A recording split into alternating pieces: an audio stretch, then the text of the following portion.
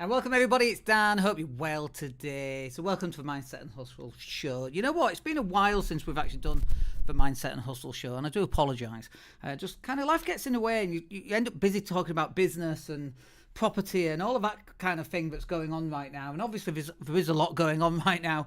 We've got general elections, we've got people lying on TV every night of the week. It's just the way that it goes, isn't it, really? It's not anything that's unusual. But let's talk about mindset, in particular if you're a busy business owner or if you've got a property portfolio.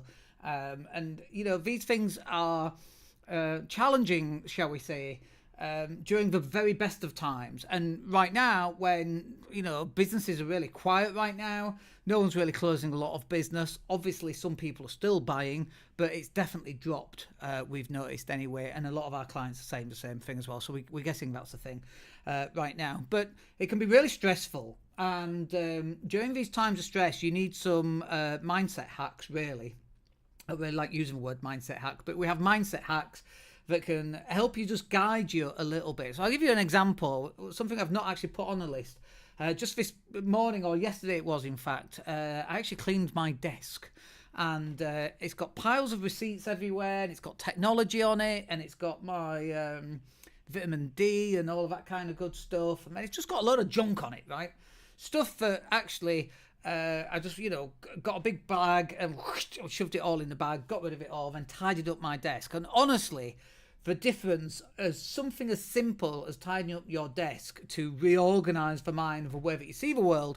Like, who would have guessed, right? It's something that I've done for a number of years, and even given advice to people, is that when your desk is messy, it's a representation of what's going inside your head. And when I say a representation, what I actually mean is a representation. It's the same word, but you say it slightly differently. So it's not just a representation, it's a representation. And how you present yourself to the world is very important. But also more important than that is how you represent yourself or present yourself to yourself. How you show up. So if you're a scruff bag and you're in tracksuit bottoms and a t-shirt, there we go, all day long, I'm in shorts, it's hot, and if you turn up to places scruffy and you don't shower and you don't smell good and you're not brush your teeth and you're not done your hair, all that kind of thing can actually have an impact in how you present yourself to the world and how you present yourself to yourself. And so it's really, really important. So some of the other things I just want to cover here. This comes off a couple of the coaching clients that I've had this week, actually. What's really interesting is that when we go through life with coaching clients, they all seem to have the same problems all at the same time. And so some of it is like a lack of focus. It feels like everything's all over the place. We've got so much to do and can't get enough done. Then they're feeling overwhelmed. Then they feel depressed by the end of the week because we've not got enough stuff done, and so on. And actually, when we're talking about showing up in the world and you're having a messy desk, it's the same thing, right? So some of this is about you planning your goals. And so you're doing all these tasks that you think you should be doing, all these little minute things that you need to do.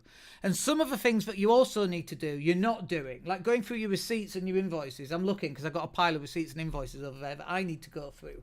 And you're like, yeah, but that's not important. I want to go and close some more clients. We've got some more content to do. And it's like, that's all good.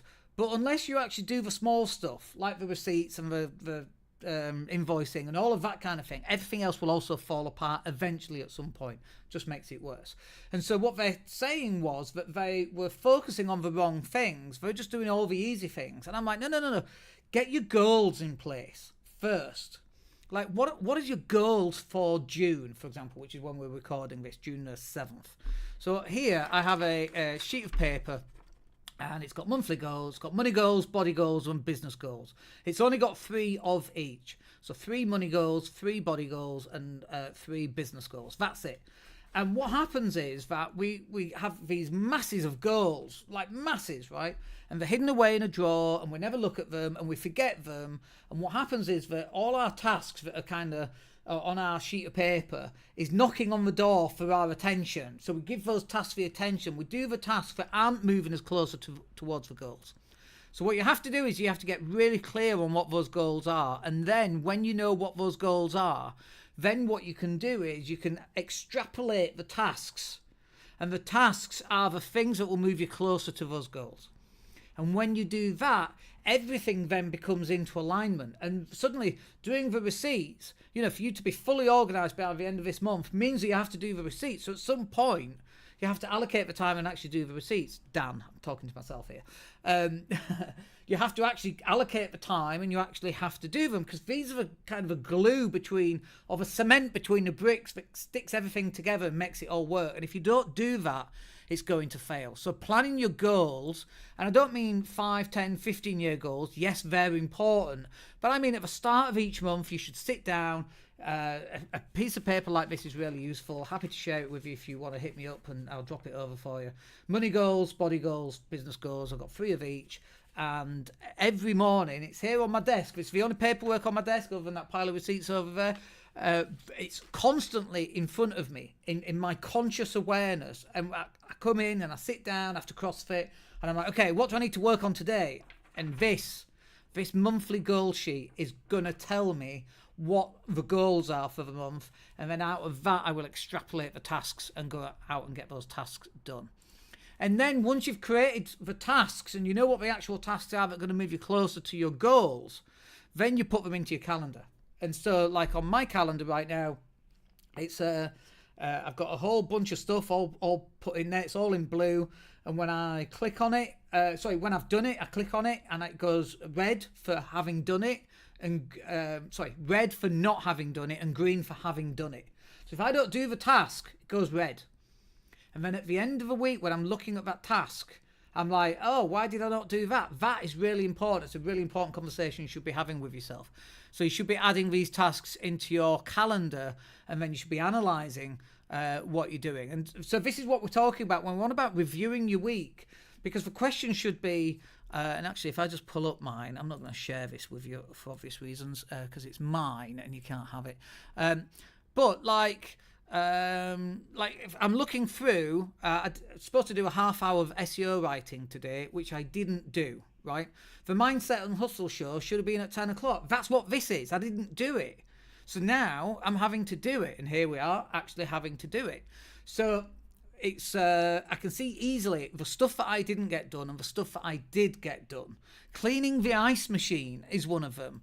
And that is in green because I did that. A coaching call yesterday, that's in green because I did that. CrossFit Open, I didn't do that yesterday. Half hour outreach for affiliates, I did that yesterday. So all of that will tell me at the end of the week I should have a sea of green. And if I've got any red in there, I can have a look at that and go, well, why did I not do those? What was preventing me from actually doing those tasks?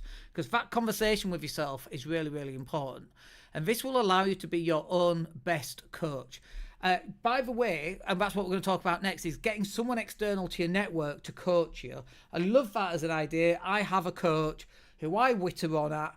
I have clients who witter on at me. And I say that jokingly because they're not wittering. What they are talking about is really, really important stuff.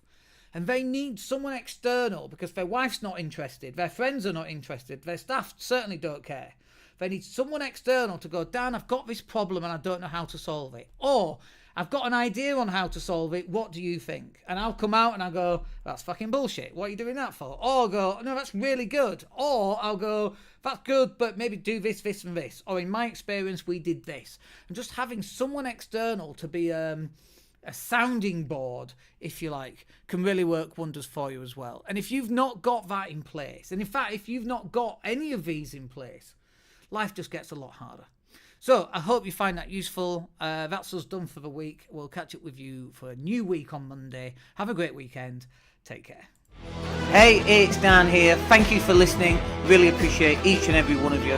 Please click like or subscribe to the entire podcast.